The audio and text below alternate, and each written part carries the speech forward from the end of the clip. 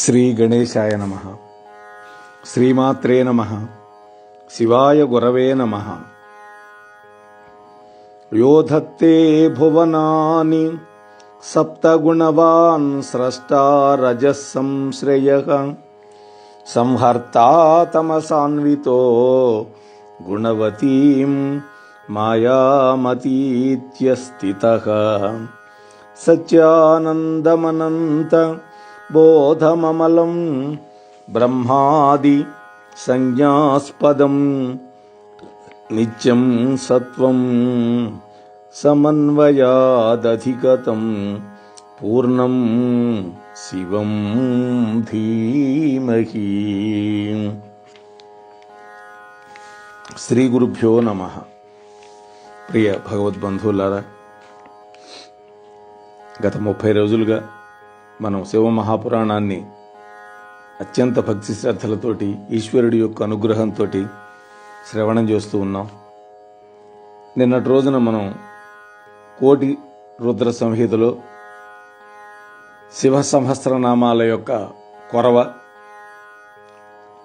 అలాగే ఏకేశ్వర ఉపాసన, శివరాత్రి మాహత్యాన్ని తెలిపేటటువంటి కిరాతుడు జింకల యొక్క సంవాద రూపంలో కథ, అలాగే ముక్తి స్వరూపం, బ్రహ్మం అంటే ఏంటి, జ్ఞాన నిరూపణం మొదలైనటువంటి అంశాలని చెప్పుకొని కోటి రుద్ర సంహితని పూర్తి చేసుకొని ఉమా సంహితని ప్రారంభం చేసుకుంటున్నాం.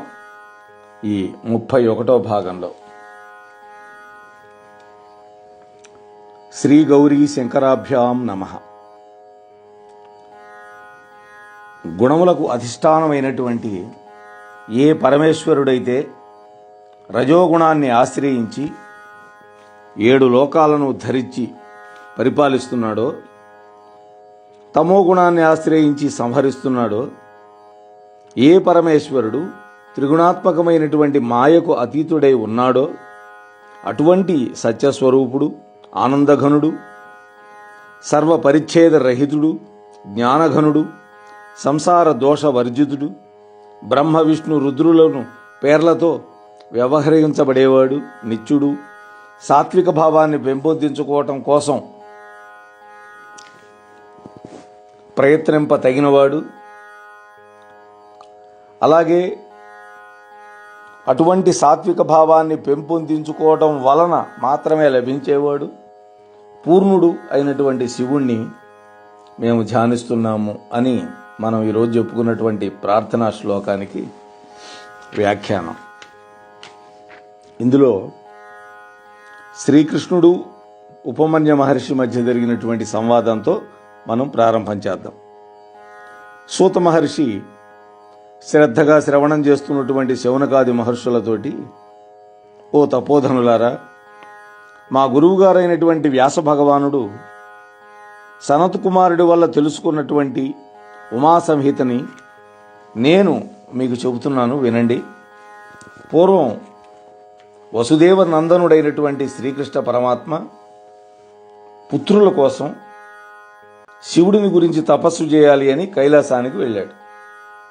అక్కడ శ్రేష్టమైనటువంటి హిమవత్ పర్వత శిఖరం మీద తపస్సు చేసుకుంటూ ఉన్నటువంటి ఉపమన్యు అనేటువంటి ఒక మహర్షిని చూచి, మనం ఈ మహర్షి గురించి చెప్పుకున్నాం, శివుడి గురించి తపస్సు చేసి పాల సముద్రాన్నే కానుగ్గా పొందినటువంటి వాడు మహాత్ముడు.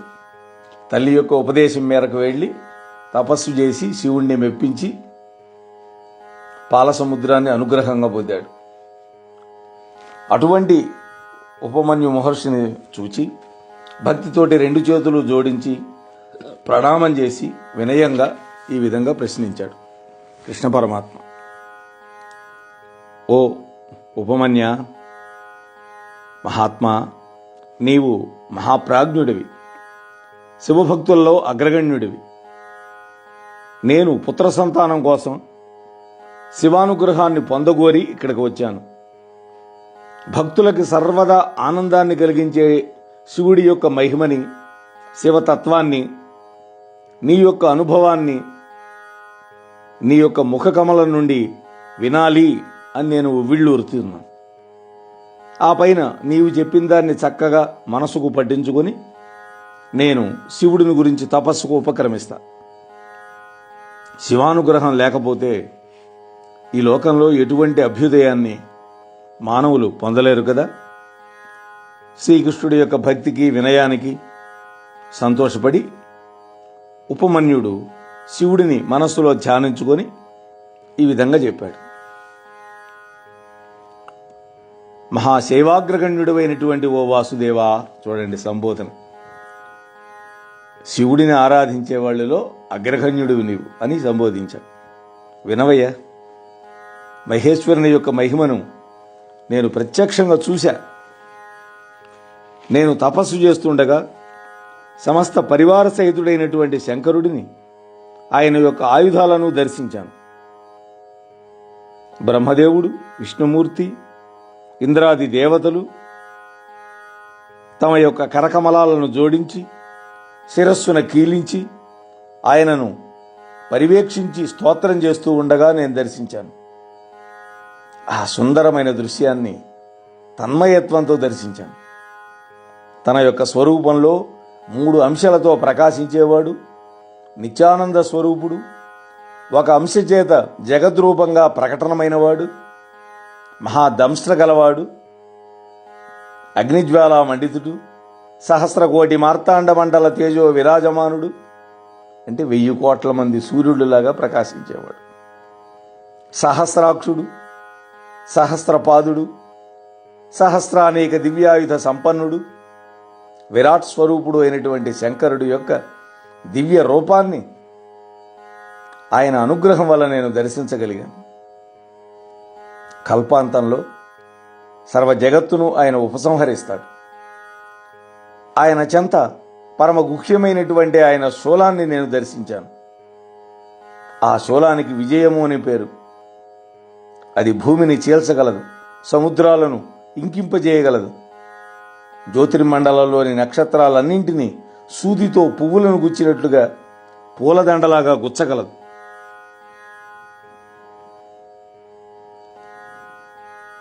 సూర్యవంశంలో యవనాశ్వుడు అనేటువంటి ఒక మహారాజు ఉన్నాడు. ఆయన కుమారుడైనటువంటి మాంధాత చక్రవర్తిని ఆ శూలం పూర్వం ససైన్యంగా వధించింది.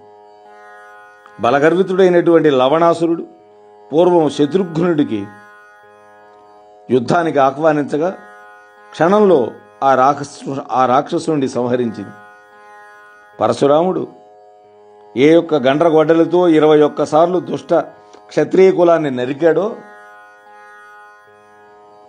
ఆ కల్పాంత దహన రూపమైనటువంటి ఆ గండ్రగొడ్డల్ని శివ సన్నిధిలో నేను పరిశీలించాను, పరికించాను. 1000 అంచులు గలది, సాటి లేనిది అయినటువంటి సుదర్శన చక్రాన్ని ఆ శివుడి యొక్క సన్నిధిలో చూశాను. పినాకం అనే ధనస్సును, శక్తి ఆయుధాన్ని, కత్తిని, పాశాన్ని, అంకుశాన్ని, గదను, ఇంకా పేర్లు తెలియని అనేక శస్త్రాస్త్రాలను ఆ శివ సన్నిధిలో అవలోకించాను. కృష్ణ, ఒక్క వాక్కులో చెబుతున్నాను విను, ఒక్క మాటలో. లోకాలోకాలతో కూడినటువంటి ఈ ఖగోళమంతా ఆయన చుట్టూ కుమ్మరి సారెలాగా పరిభ్రమిస్తూ ఉండగా దిగ్భ్రమతో ఆ దివ్య రూపాన్ని నేను దర్శించాను. నా యందు పరమ ప్రసన్నుడై శంకర భగవానుడు నాకు త్రికాల జ్ఞానాన్ని, ఆయన యొక్క నిత్య సన్నిధిని అనుగ్రహించాడు. జరా మరణములు లేకుండా ఆకల్పాంతం చిరంజీవినై వర్ధిల్లమని వరమిచ్చాడు. నేను కోరదగినవి ఏవీ మిగలకుండా అన్ని వరాలు అనుగ్రహించాడు. 1000 మాటలేలా ఆయన యొక్క ఈశ్వర తత్వాన్ని నాకు అనుగ్రహించాడు. ఈశ్వరత్వాన్ని నాకు అనుగ్రహించాడు ఆయనే. వాసుదేవ, భక్తవత్సలుడైనటువంటి ఆ శంకరుడు నిన్ను కూడా తప్పకుండా అనుగ్రహిస్తాడు. ఆయనను గురించి తపస్సు చేయి. పూర్వం అనేక మంది ఆయనను ఆరాధించి తమ యొక్క అభీష్ట సిద్ధిని పొందారు. శివారాధన తపస్సు అనగా పాశుపత వ్రత దీక్షను నేను నీ చేత నడిపిస్తాను అని అన్నాడు ఉపమన్యుడు. ఇలా చెప్పి గతంలో దేవదానవుల్లో, ఋషులలో, ఋషిపత్నులలో, చక్రవర్తులలో సామాన్యులలో శివుడిని ఆరాధించి ఆయన అనుగ్రహాన్ని పొందిన వాళ్ళ గాథలన్నీ చెప్పాడు. అలా చెప్పి భుక్తి ముక్తిదాయకమైనటువంటి నమశివాయ అనేటువంటి పంచాక్షరి మంత్రాన్ని ఉపదేశించి శ్రీకృష్ణుడికి దీక్ష ఇచ్చాడు. ఉపమన్యుడు మాధవుడు తన యొక్క కాలి బొటన వ్రేలి మీద శరీరం మొత్తం బరువును ఉంచి 16 మాసాలు శంభుణ్ణి గురించి తపస్సు చేశాడు. ఆయన యొక్క నిష్ఠకు సంతోషపడినటువంటి పరమేశ్వరుడు పార్వతీ సహితంగా దర్శనమిచ్చాడు. ఎటువంటి దుర్లభమైనటువంటి వరాలైనా కోరుకోమని పలికాడు. అప్పుడు శ్రీకృష్ణుడు చేతులు జోడించి, ఓ దేవదేవ, మహాదేవ, నా యందు గనక నీవు సంప్రీతుడు అయితే 8 వరాల చేత నన్ను అనుగ్రహించు అన్నాడు. 8 వరాలు అడిగాడు. 1, నిత్యము శివధర్మము నా బుద్ధిలో నిలుచుగాక, శాశ్వతమైన కీర్తి నాకు సంక్రమించుగాక, స్థిరమైన నీ సన్నిధి నాకు లభించుగాక, నీ యందు నిత్య భక్తి సిద్ధించునుగాక, నా కుమారులందరికీ ఒక్కొక్కరికి 10 మంది పుత్రులు కలిగి నా వంశం తామర తంపరయ్యి వర్ధిల్లుగాక. అంటే తన కుమారులు వాళ్ళకు మళ్ళీ 10 మంది సంతానం, మనవాళ్ళు కూడా వంశం తామర తంపరగా వర్ధిల్లాలి అని కోరాడు. నా శత్రువులు సంగ్రామ రంగంలో వధింపబడుతురుగాక, నాకు శత్రువుల వల్ల అవమానం కలగకుండునుగాక, నేను యోగులందరకు ప్రియాతి ప్రియమైనటువంటి వాడిని అగుదునుగాక అని 8 వరాలు కోరుకున్నాడు.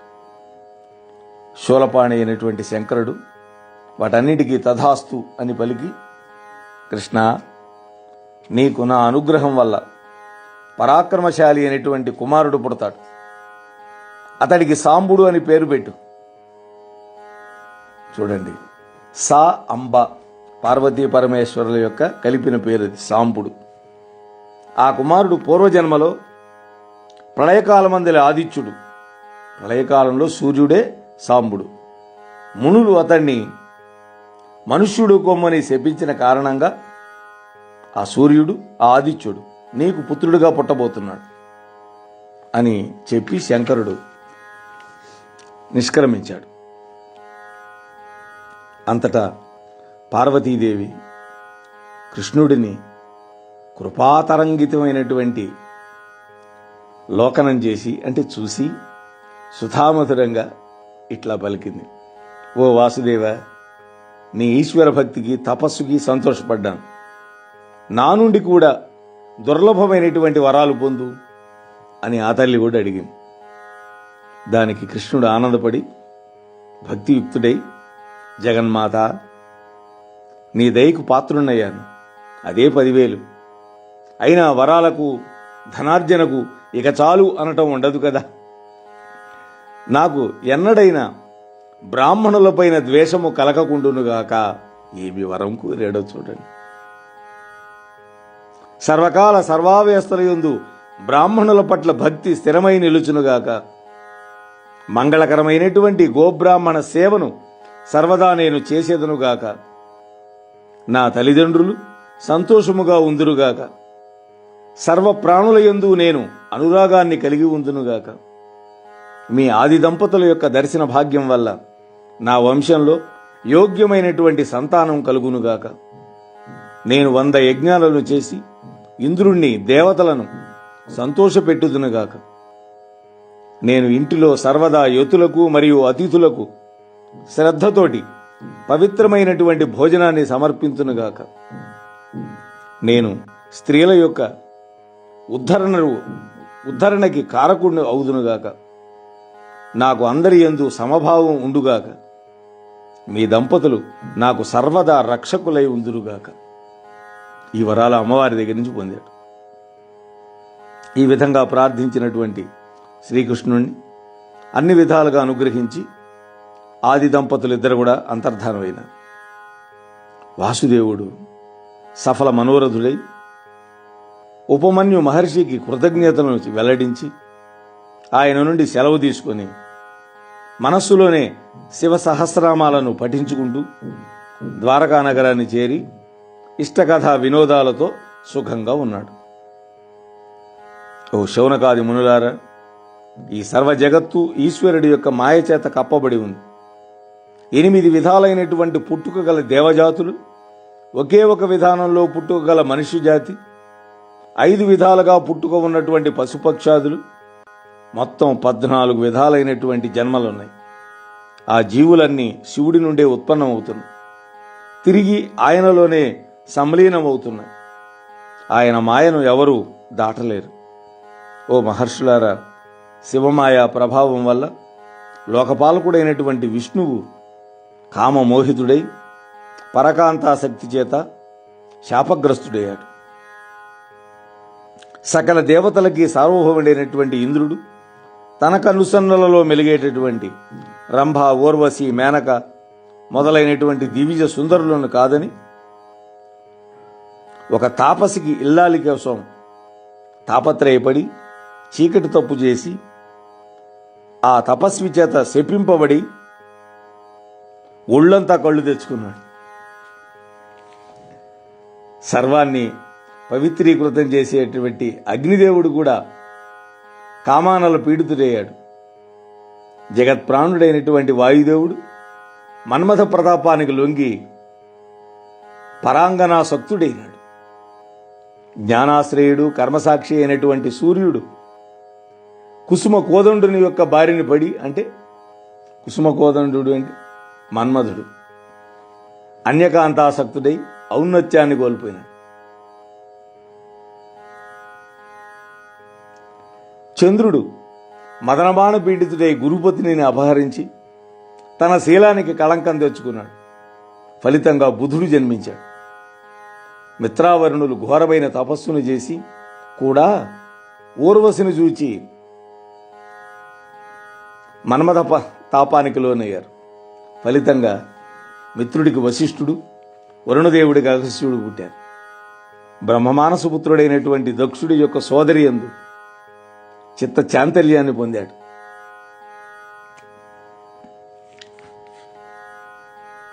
బ్రహ్మగారు సైతం పలుమార్లు మన్మథుడి యొక్క మాయలో పడి మనోవికారానికి లోనైనాడు. మహాయోగి అయినటువంటి చవన మహర్షి కూడా సుకన్యను చూచి మన్మథ భావాన్ని పొందాడు. కశ్యప మహర్షి మన్మథ బాణపీడితుడై ధర్మ మహారాజు కూతుర్ని యాచించాడు. కశ్యపుడు విష్ణువాహనమైనటువంటి గరుడు కామ వికారానికి లోనై శాండిలుడి యొక్క కన్యను అపహరించటానికి పూనుకొని చివరికి రెక్కలు కాల్చుకున్నాడు. విభాండక మహర్షి స్త్రీని చూచి చిత్త చాంతల్యాన్ని పొంది తపస్సు నుండి జారిపోయాడు. ఫలితంగా ఋష్యశృంగుడు పుట్టాడు. గౌతమ మహర్షి శారద్వతిని చూచి వలపును నిగ్రహించుకోలేక క్షుభితమైనటువంటి మనస్సు గలవాడై ఆమెను కలియగానే ద్రోణాచార్యుడు పుట్టాడు. పరాశర మహర్షి మన్మథ భావాన్ని అణుచుకోలేక దాసకన్య అయినటువంటి యోజనగంధి రతుడయ్యాడు. విశ్వామిత్రుడు ఆ యోజనగంధి రతుడు కావటం వల్ల వేదవ్యాస మహర్షి పుట్టాడు. విశ్వామిత్రుడు మన్మథుడి యొక్క కరకుటమ్ముల పదునును ఓర్వలేక మేనక వెంటపడ్డాడు. తత్ఫలితంగా శకుంతలాదేవి పుట్టింది. జితేంద్రుడి అయినటువంటి బృహస్పతి కుసుమబాణ పీడితుడై సోదరుడి భార్యను కూడా రమించాడు. సోదరుడి భార్యను. దానివల్ల భరద్వాజుడు పుట్టాడు. విశ్రవసును కుమారుడైన రావణుడు వేదాలు చదివి ఉండి కూడా పరవధువు కాంక్ష వల్ల రాక్షసకుల వినాశనానికి ధూమకేతువయ్యాడు. వీరందరూ శివమాయా మోహితులై కామపీడితులై మలభూయిష్టపు తోలుబొమ్మలైనటువంటి స్త్రీలతోటి రమించి తమ యొక్క తపస్సుని, ఔన్నత్యాన్ని, ఉన్నతమైన స్థితిని, ప్రాభవాన్ని, ప్రాగల్భ్యాన్ని పోగొట్టుకున్న వాళ్లే. కామదహనం చేసి విరాగి అయినటువంటి వాడు త్రినేత్రుడైనటువంటి శంకరుడు ఒక్కడే. ఇక సుఖ దుఃఖ హేతువులైనటువంటి పుణ్యపాప కృత్యాల గురించి చెప్పడం మొదలుపెట్టాడు సూతుల వారు. మునులారా, లోకంలో సకల ప్రాణులు అనుభవించే సుఖదుఖాలకి కారణభూతమైనటువంటి పుణ్య పాప కర్మల రహస్యాన్ని చెబుతాను వినండి. లోకంలో ఏ ఆధారము లేకుండా, ఏ ప్రయత్నం లేకుండా ఏది పుట్టదు. దానికి కర్మ కారణంగా చెప్పబడుతూ ఉన్నది. అంటే కర్మ వల్లే పుడుతుంది. కర్మ నుండి పుట్టినటువంటి సుఖదుఖ రూపమైనటువంటి ఫలితమే కార్యంగా చెప్పబడుతుంది. సర్వము కార్యకారణ సంబంధమే. ఇలా కార్యము కారణాలు లేనిదే విడివిడిగా ద్వైతంగా కనిపించినా వాస్తవంలో రెండూ ఒక్కటే, కార్యము కారణం. అదే అద్వైతం. మేఘం కారణంగా జలాలు వర్షిస్తున్నాయి, మేఘం నశించిపోతున్నది. జలాల కారణంగా మేఘం పుడుతుంది, జలాలు అదృశ్యమైపోతున్నాయి, మేఘం మాత్రం కనబడుతుంది.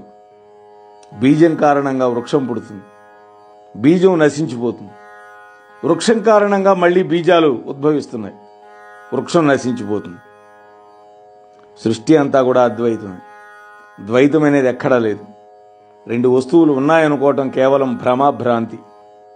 లోకంలో దేనిని మించినటువంటి మాదక వస్తువు లేదో అటువంటి స్త్రీ విషయంలో వివేచన గనక చేస్తే పరస్పర విరుద్ధంగా తోచే రెండు వస్తువులు లేవు అనేది మనకు అర్థమవుతుంది. మనం ఎక్కడైనా మూత్రం విసర్జిస్తే ఆ స్థలం అపవిత్రం.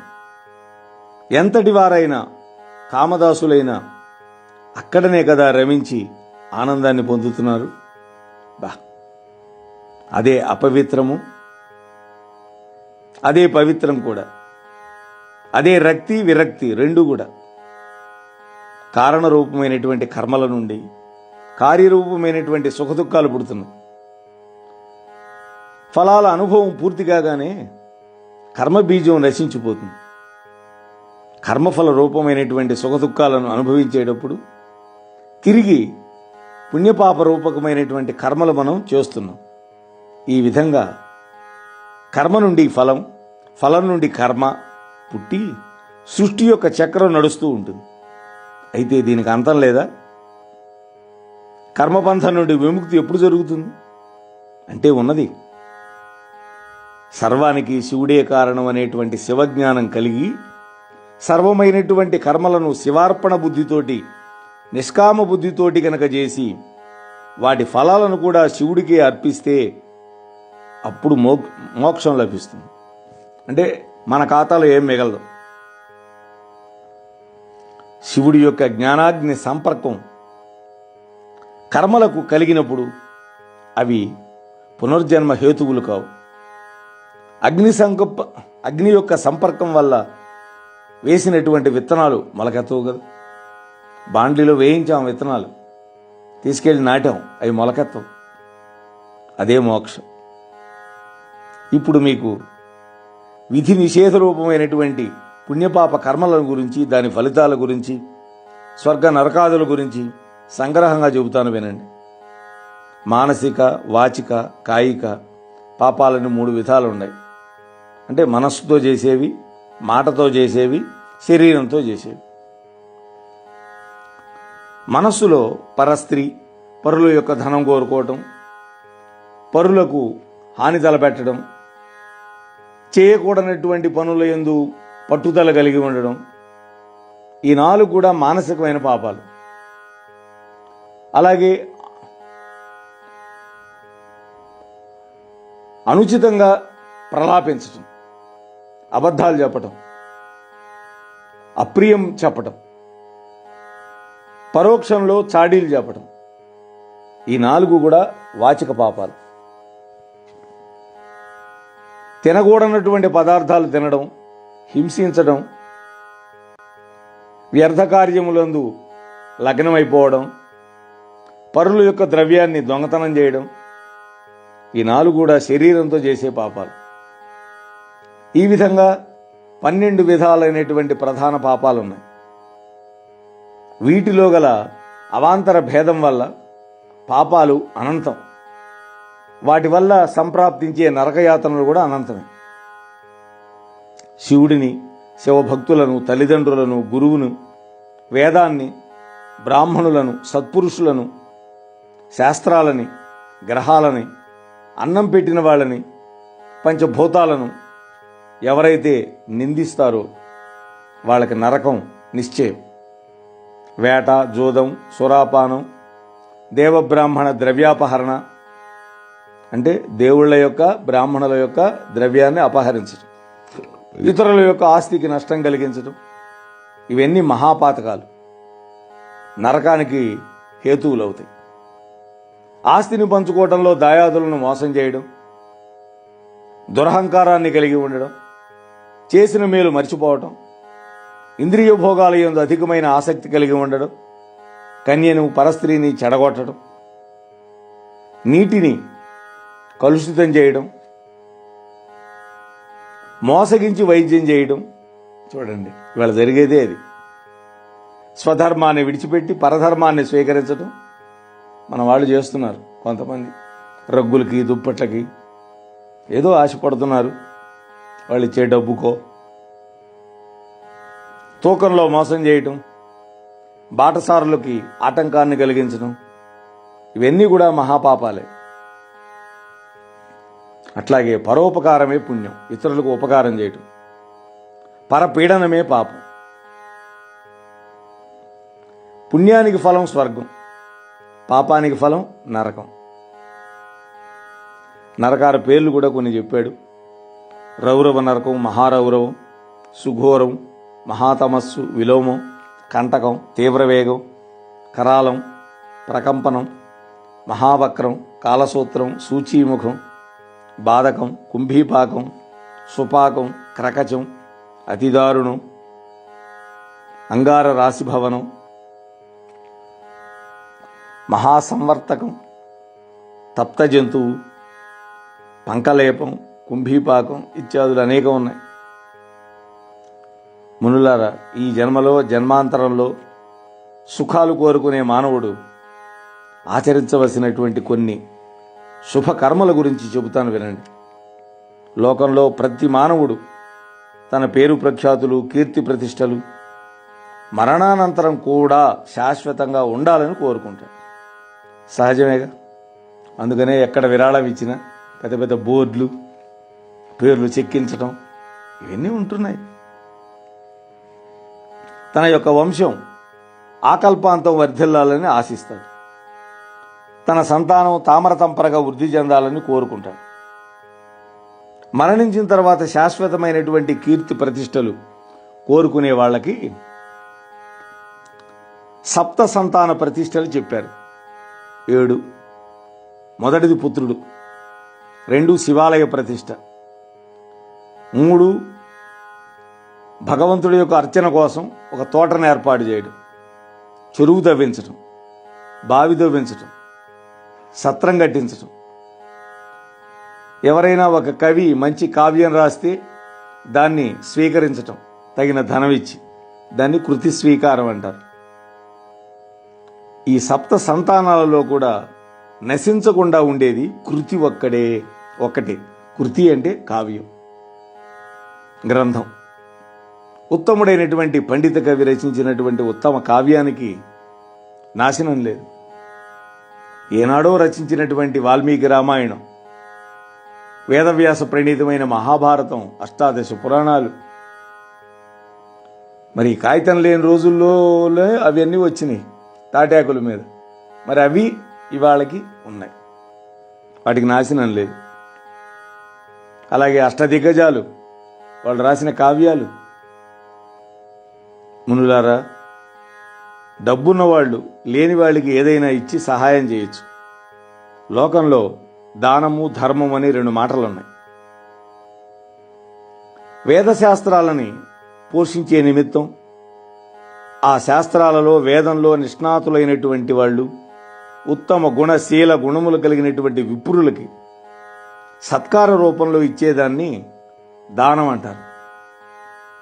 సత్కారం చేస్తూ ఇవ్వాలి. ఎందుకని వాళ్ళు వేదాన్ని అమ్ముకోకూడదు, మరి వాళ్ళు బతకాలిగా, అందుకని దానం చేయాలి అటువంటి వాళ్ళకి, డబ్బులు ఉన్నవాళ్ళు. పేదరికంతో బాధపడే వాళ్ళకి సహాయం చేస్తే దానికి ధర్మం అని పేరు. దానం ధర్మం రెండూ గొప్పవే. దానములన్నింటిలో కూడా అన్నదానం గొప్పది అని ప్రాచీన ఋషులు చెప్పారు. దాన్ని మించిన దానం లేదు. ఎందుకని? తృప్తాస్మ, కడుపు నిండితే తృప్తాస్మ అంటాడు, చాలు అనేటువంటి దానం ఒక అన్నదానమే. డబ్బులు లక్షిస్తే వీడిది ఏం పోయింది, ఇంకో లక్ష ఇవ్వచ్చు కదా అనుకుంటాడు తీసుకునేవాడు. కాబట్టి అన్నదానం వెంటనే ప్రీతిని ఉల్లాసాన్ని కలిగించి బలాన్ని బుద్ధిని వర్ధిల్లజేస్తుంది. సకల ప్రాణులు అన్నం నుండే పుడుతున్నాయి. చెప్పాడు కదా భగవద్గీతలో, అన్నార్భవంతి భూతాని పర్జన్యాద్ అన్న సంభవ అన్నాడు కదా భగవద్గీతలో కృష్ణ పరమాత్మ. మోహనవాణి తెలుగు పోడ్కాస్ట్ ఛానల్ ని లైక్, షేర్, సబ్స్క్రైబ్ చేయండి. ప్రక్కనున్న గంటను